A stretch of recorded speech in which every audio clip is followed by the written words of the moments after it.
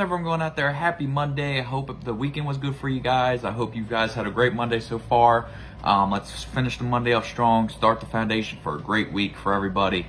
Today's video I want to talk about is if you are a seller or a buyer, when you are choosing to work with your realtor, one thing that you should do when you're interviewing realtors, I think this is a overlooked question that a lot of people don't ask their realtors when they're interviewing which realtor to work with.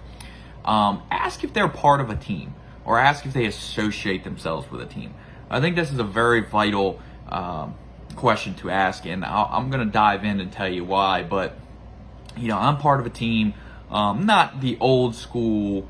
There's a team leader, they all take percentages of your commission kind of team. But the EXP rev share program, I'm in people's downlines. We all associate with each other. Great realtors, I find, typically associate with themselves with other realtors inside their circle. They talk real estate. They call about what they got going on today, what listings they have, listing appointments, buyers that they're running, struggles with their buyers they're having, the whole 9 yards. I find that great realtors often conversate with other realtors about that.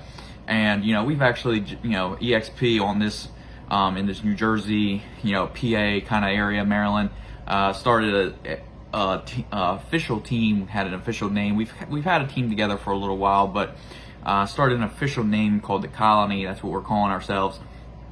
That's our team name, and it's just a bunch of realtors all supporting each other's. When one gets a listing, we all share it to each other. We blast it out to our clients. If we have a bad, if we have a trouble with a buyer, we share our troubles with them. Maybe they have a listing that they're having trouble moving. Maybe it can work. The whole 9 yards. And the point is, the reason why that matters, I think, if you're a buyer or a seller and you're interviewing for realtors, and why this is an overlooked question, is because obviously, if you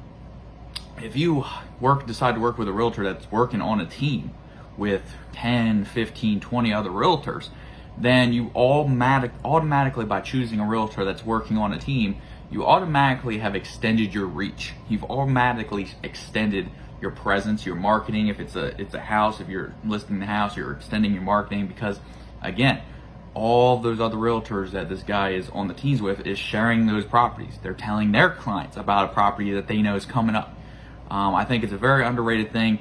And if you're a realtor, I think that I'm not a big fan of traditional teams, because I believe you're doing most of the work, and then the team leaders getting 25, 30, 35, 40% even sometimes of your hard work that you're doing. And I don't, as a realtor, I know for a fact you work too hard to give other people any kind of part of your money. That's just the truth about it. It's so hard, keeping deals together, keeping the clients eligible, keeping the clients positive throughout the whole process. It's just draining. It's stressful. You never take a time out. You never clock out. So I'm not a big fan of the traditional